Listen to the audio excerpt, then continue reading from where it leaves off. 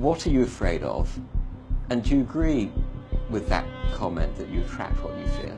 You attract, you know, not just what you fear, you attract what you feel, what you are, what you attract.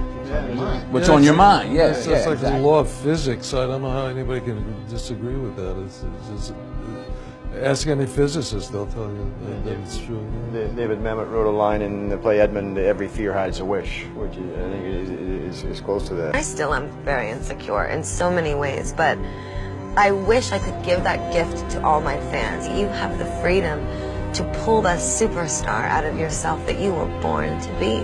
We are all born superstars. When things are going good and you visualize these good things happen, you visualize more good things happen, that's easy. What's not easy to do is when things are going bad and you're visualizing the good stuff. Champion Conor McGregor. Conor, you've been dreaming about this moment, you've been talking about this moment. Honestly though, does it feel the way you thought it would?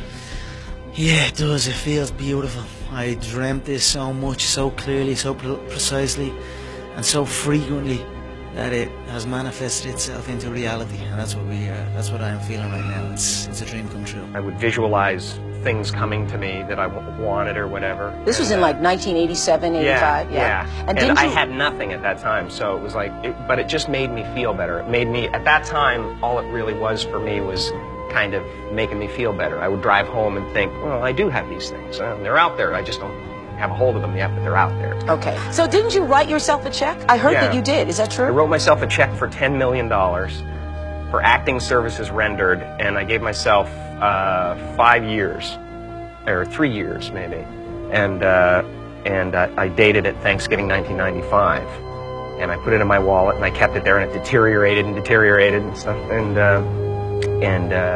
but then just before Thanksgiving 1995, I found out that I was going to make $10 million on, I think it was Dumb and Dumber. Dumb and Dumber, yeah. So you visualize yourself like...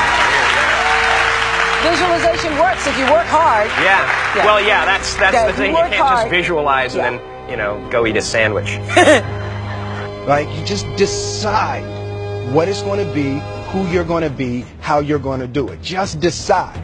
And then from that point, the universe is going to get out your way. It's like, it's water. It wants to move and go around stuff, you know. So for me, I want to represent possibilities. I want to represent the idea that you really can make what you want.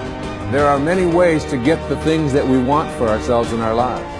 But basically, it all begins with how we choose to think. As you think, so shall you be. 7 little words that I think are perhaps the most important things that we can learn and master in our lives. This old proverb notion that I become what I think about all day long. And once you know that what you think about is what expands, you start getting real careful about what you think about. You don't allow your thoughts to be on anything that you don't want, or that you wouldn't want to have manifest or show up for you in your life. Like attracts like. You have to understand, you are a magnet. Whatever you are, that's what you draw to you.